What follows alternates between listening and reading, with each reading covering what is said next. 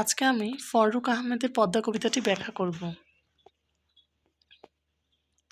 ফররুখ আহমেদের পদ্মা কবিতাটি নদীমাতৃক বাংলাদেশের অন্যতম প্রধান নদী পদ্মাকে ঘিরে রচিত।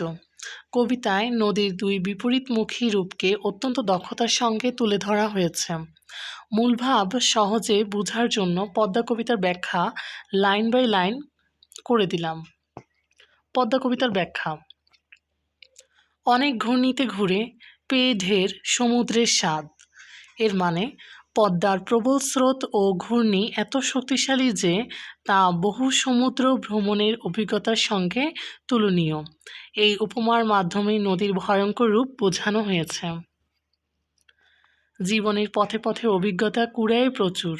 পদ্মার দীর্ঘ যাত্রাপথে তার সঙ্গে সংশ্লিষ্ট অঞ্চল ও মানুষের জীবনে অসংখ্য অভিজ্ঞতা যুক্ত হয়েছে। এটি নদীর বহমানতা ও জীবনকে প্রভাবিত করার ক্ষমতা নির্দেশ করে। কেঁপেছে তোমাকে দেখে জলদস্যু, দুরন্ত হারমাদ। নদীর প্রমত্ত রূপ দেখে জলদস্যু ও হারমাদের মতো দুঃসাহসী ব্যক্তিরাও ভীত হয়েছে। এখানে পদ্মাকে ভয়ঙ্কর প্রাকৃতিক শক্তি হিসেবে চিত্রিত করা হয়েছে। তোমার তরঙ্গ ভঙ্গে পর্ণতার হয়েছে পাণ্ডুর অর্থ ফ্যাকাশে। পদ্মার প্রবল তরঙ্গের আঘাতে জলদস্যুদের বর্ণ ফ্যাকাশে হয়ে গেছে। এটি নদীর তীব্র শক্তি ও ধ্বংসাত্মক রূপের চিত্রকল্প। সংগ্রামী মানুষ তবু দুই তীরে চালায় লাঙ্গল। পদ্মার দুই পাড়ের মানুষ সংগ্রামী। তারা নদীর উর্বর পলিমাটিতে কঠোর শ্রমের মাধ্যমে চাষাবাদ চালিয়ে যায়। এটি মানুষের অধ্যবসায় ও নদীর জীবনদায়িনী দিককে ইঙ্গিত করে। কঠিন শ্রমের ফল শস্যদানা পেয়েছে প্রচুর। পদ্মার পলিমাটি মানুষের জন্য পর্যাপ্ত শস্য দান করে। নদীর এই রূপ তাকে কল্যাণময়ী করে তুলেছে। উর্বর তোমার চরে ফলাইছে পর্যাপ্ত ফসল। পদ্মার চরগুলো অত্যন্ত উর্বর, যেখানে মানুষ প্রচুর ফসল ফলিয়েছে। এটি নদীর সৃষ্টিশীল ও আশীর্বাদ সূচক রূপ।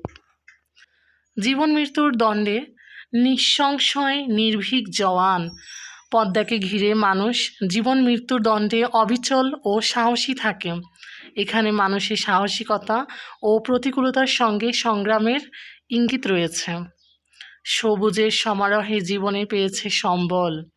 পদ্মার উর্বর পলিতে সবুজের সমারোহ সৃষ্টি হয়, যা মানুষের জীবনের পাথেয় ও সম্বল। এটি নদীর সৌন্দর্য ও জীবনী শক্তি প্রকাশ করে। বর্ষায় তোমার স্রোতে গেছে ভেসে সাজানো বাগান। বর্ষাকালে পদ্মার জলস্রোত মানুষকে ধ্বংস করে। সাজানো বাগান, ঘরবাড়ি, এমনকি জীবন পর্যন্ত ভেসে যায়। এটি নদীর ভয়ঙ্কর ও ধ্বংসাত্মক দিক। অসংখ্য জীবন আর জীবনে অজস্র সম্ভার। পদ্মার প্লাবনে শুধু বস্তু নয়, মানুষের জীবনও বিলীন হয়ে যায়। এটি নদীর সর্বগ্রাসী রূপের চিত্র। হে নদী, জেগেছে তবু পরিপূর্ণ আহ্বান। ধ্বংসাত্মক রূপের পরেও পদ্মা নবজীবনের আহ্বান জানায়। এটি নদীর পুনর্জীবনী শক্তির পরিচায়ক। মৃত জড়তার বুকে খুলেছে মুক্তির স্বর্ণদ্বার। পদ্মার প্রবল স্রোত মানুষের জীবনে নতুন প্রাণের স্পন্দন সৃষ্টি করে। নদী যেন স্থবিরতাকে সরিয়ে মুক্তির দ্বার উন্মোচন করে। তোমার সুতীব্র গতি, তোমার প্রদীপ্ত স্রোতধারা।